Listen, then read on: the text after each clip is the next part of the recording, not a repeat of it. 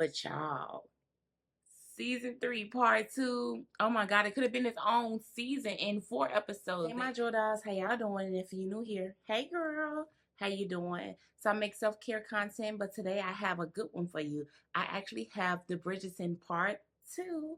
And oh my god, y'all. Season 3, part 2 is absolutely everything. So if you're into this type of content, make sure you go ahead and hit that like and subscribe button and stay tuned, ladies, because as always, it's going to be good. So before I get into Bridgerton Part 2, ladies, I want you to go ahead and look at my Part 1.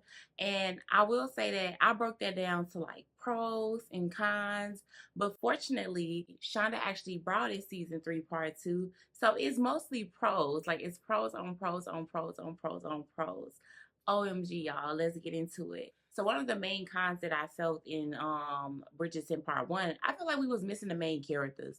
I felt like Penelope and Colin just wasn't giving Polin. Like I felt like it was rushed. The storyline was rushed. There was so many pieces to the puzzles, and I just felt like we just needed more. But y'all, season 3, part 2. Oh my god, it could have been its own season in 4 episodes. They answered every question. I'm like, did y'all listen to my video? Because when I say it was just so heated and it was so much, and I just had to start with Penelope and Colin, baby. It stars off, spoiler alert, like I haven't said this, this is a total spoiler alert, okay? Penelope and Colin did not come to play by societal rules this season, okay? They were going to do it their way. Episode 1, baby, they already having sex. And when I say it was intimate, because it wasn't just the normal motions that you get from a movie, they was actually communicating. Like Penelope was like, teach me, like, where you want me to put my hands? Like, she was so serious and so into it. I'm like, okay, Penelope.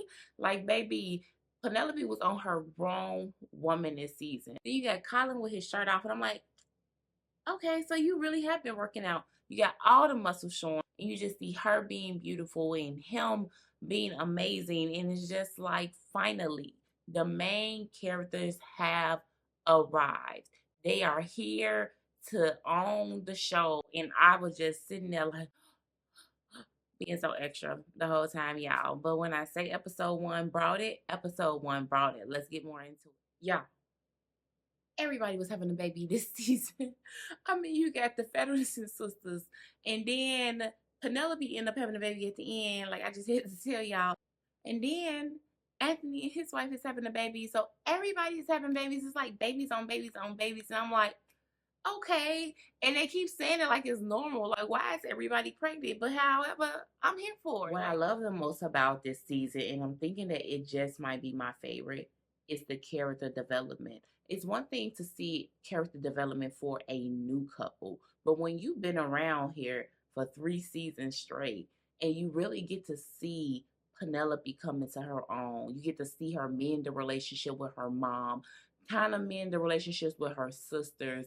You get to see Colin become a man, get over his jealousy, find his own successes in the world that he set out to do in season 1. You get to see him being supportive. You get to see Eloise become her own as well. And Francesca find her voice. You even get to see Violet learning to open her heart and love, and once again just having to let her children out of the nest. And we do get a little bit of the Viscount and his wife, but they're in and they're out. And Daphne is surely and truly loved and missed. It's just like she would have never missed both of her siblings' wedding like that.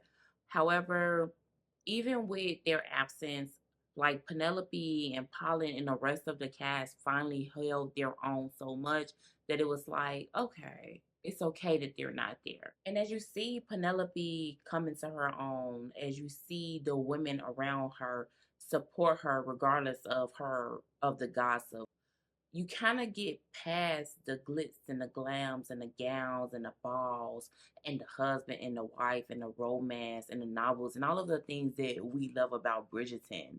And really, as a woman, be like you go, girl, and you lead the way for us. Even though, baby, we really want to go back at times and still have our money, not independence, but we want to be beautiful like y'all. But yeah, I digress. So yeah, but it's so lovely to just see her come into her own, even see her sisters come into their own, and even with their small funds and their husbands, throw their own ball and be creative and do an excellent job at it. Like It's just such a good story of womanhood and woman power and empowering women. Like, it's beautiful. So every good story needs a villain, and this season villain is Cressida. Who would have thought that in the first half, when we was wondering why she was getting so much attention, that she would do a complete, not flip around, but just really show her truest colors that we already knew she was capable of, and really try Penelope and Eloise. And so we really wanted to root for her because when we was like the first half of the season, when we seen her growing a relationship with Eloise and we seen her home life, it made you kind of feel sorry for her. But then she decided, like, because of desperate times, that she was just gonna like pretend to be Lady Whistledown. Even get the conversation between her and Colin where you really realize, like, okay, this is how she is. Like, maybe she tried to be better when she was friends with Eloise, but baby, whatever her mama raised her, it ran really deep because she truly showed her true colors. In the end, you're not angry at her. However, she's definitely the villain. I wasn't expecting her to for real be so negative. I was really rooting for a turnaround for her, and maybe she disappointed me. I'm just happy to report that this season is very much a happy ever after. It is so entertaining. It is so much drama going on. Like, the action keep coming and coming and coming, and y'all, your heart will burst. You may even cry. By the end of the last episode, you will actually think like, man, is it Bridgerton or Featherton? Because the Featherton family just makes such a huge impact. But then at the end, when she says, my name is Penelope Bridgerton, I mean, it just all comes together.